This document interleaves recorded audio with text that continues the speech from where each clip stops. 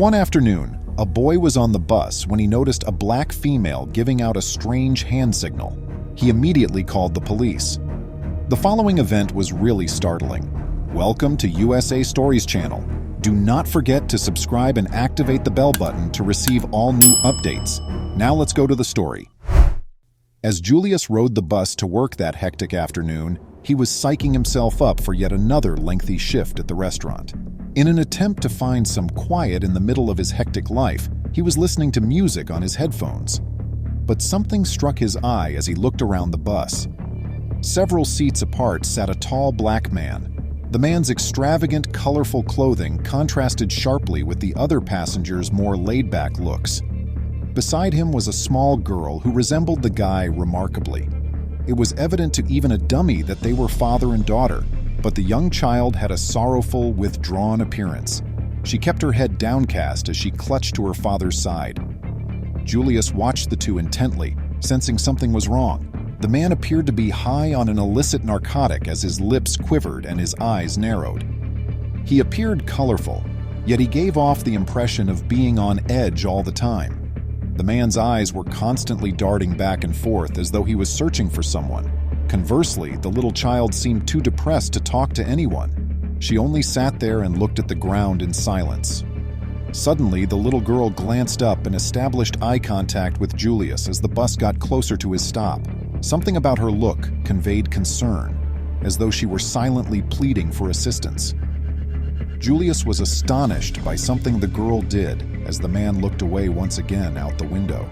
She gently gripped her throat, reaching for it.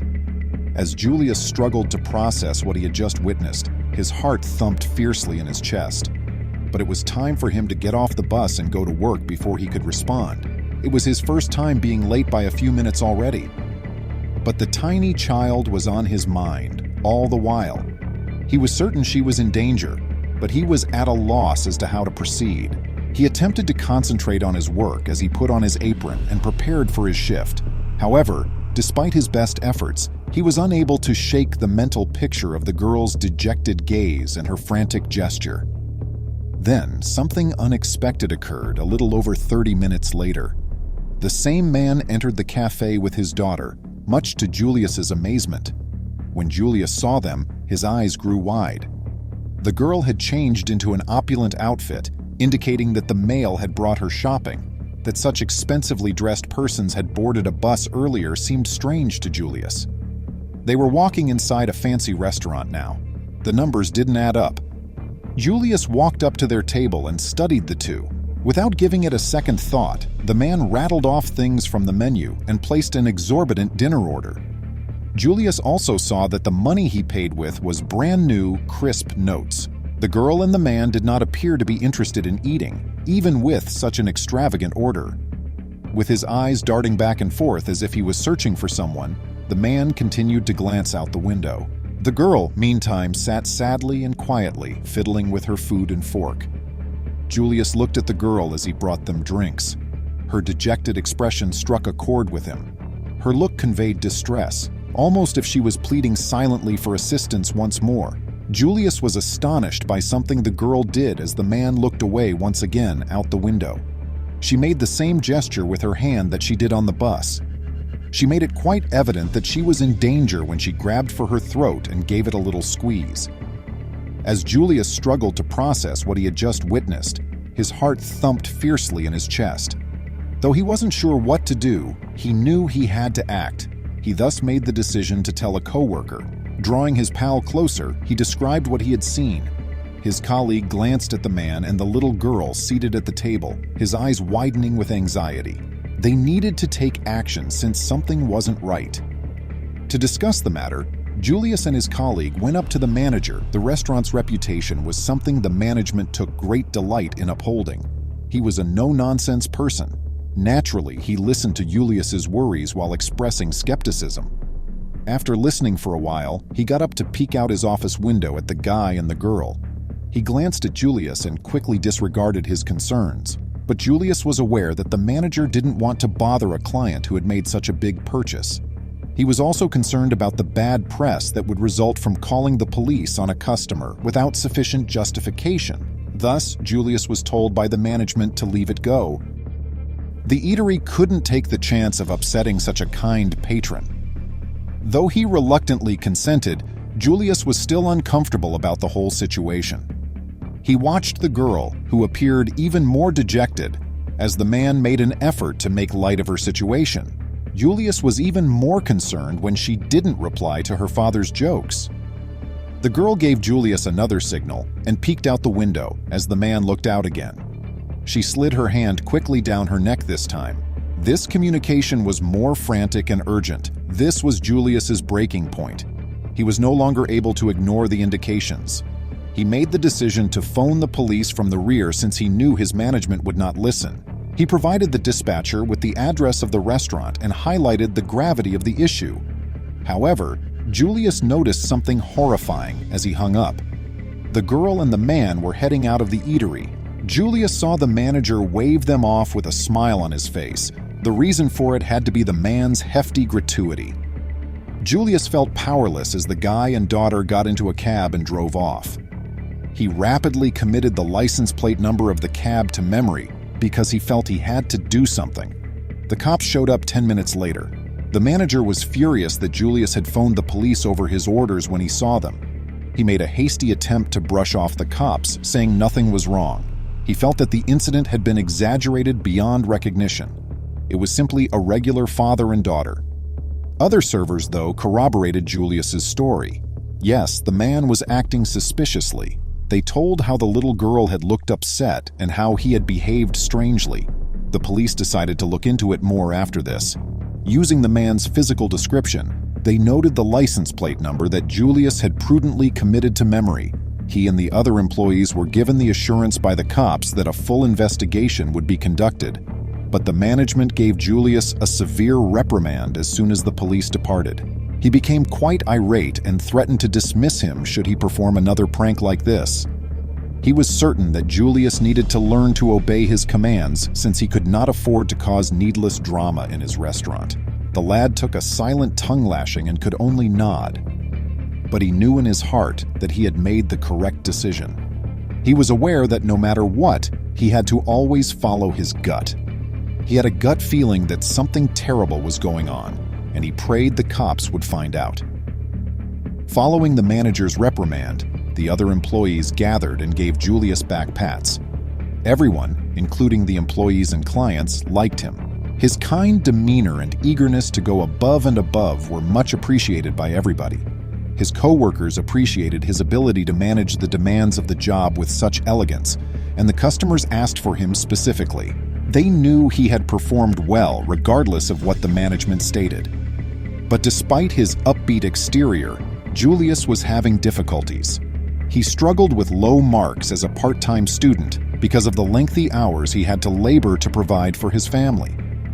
Due of her illness, his mother needed pricey medicine. Because his father was not around, Julius was the only one who had to take care of his mother and his younger sisters. Even though Julius carried a lot of weight, he never showed it. He was resolved not to let his hardships to impair his performance at work, so he concealed his troubles with a professional demeanor. However, Julius was unable to let his professionalism stand in the way of saving a life. He was preoccupied with thoughts of the girl and the man throughout the remainder of his shift, which kept him from paying attention. He kept playing back the girl's movements in his head until he was positive that she was attempting to let him know that she was in danger. He thought that by doing what he did, she would be saved and the authorities would learn the truth. One of the cops who had been to the restaurant called Julius early the next morning. They were following up on leads, he told him. Julius had a wave of comfort upon realizing that the cops were paying attention to his concerns. Detectives Janet and Oscar, seasoned experts with a wealth of experience in resolving missing kid cases, have taken on the investigation. The walls of their office were adorned with pictures of saved youngsters and sincere messages of gratitude from appreciative families. They knew they had to move fast when they got the case concerning the young girl from the restaurant. The small girl had given a hand gesture that made this case feel very urgent.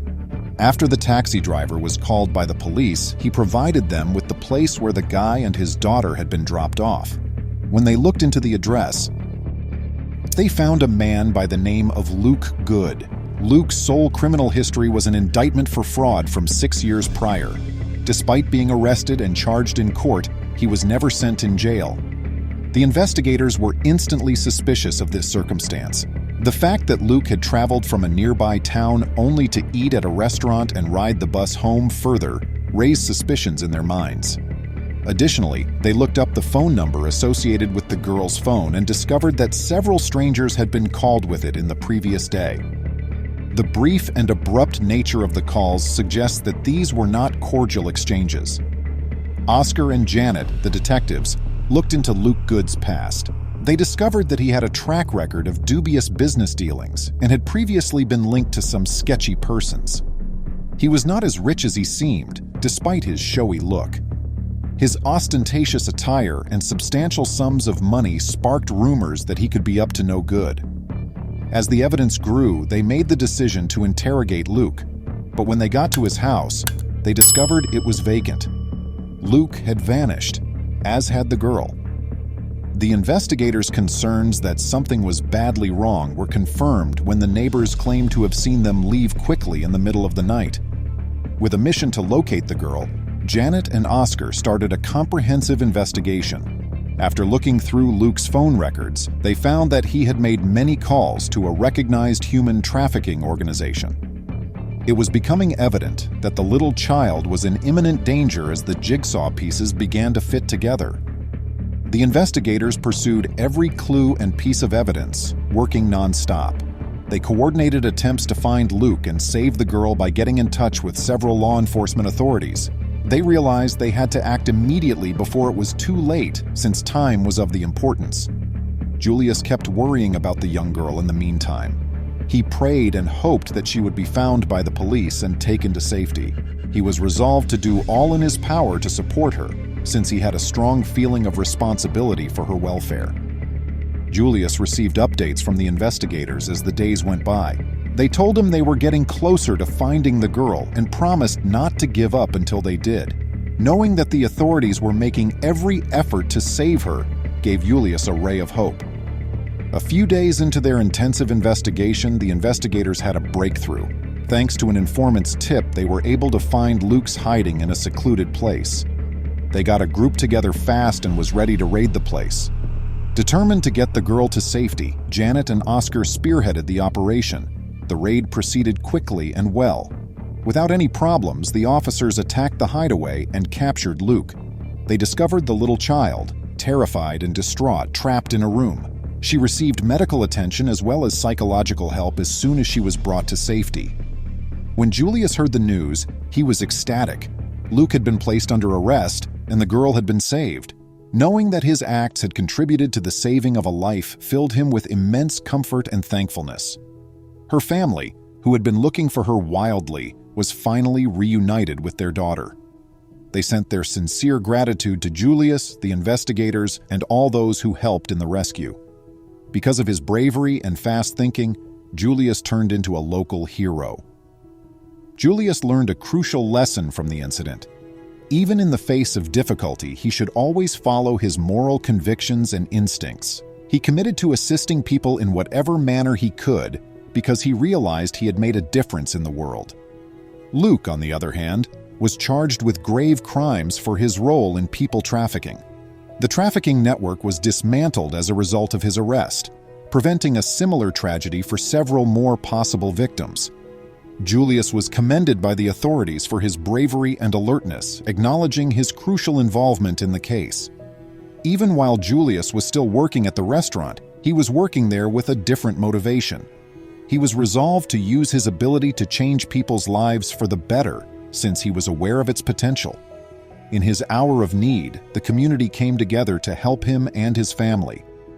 The tragedy raised awareness to the problem of human trafficking and prompted initiatives to stop this horrible crime.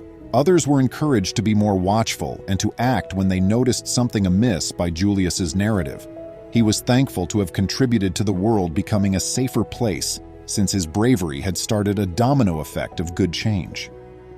Please remember to subscribe to our channel, give us a thumbs up, and turn on the notification bell so you won't miss any of our videos. If you enjoyed the tale, the next video that plays on your screen will probably move you too.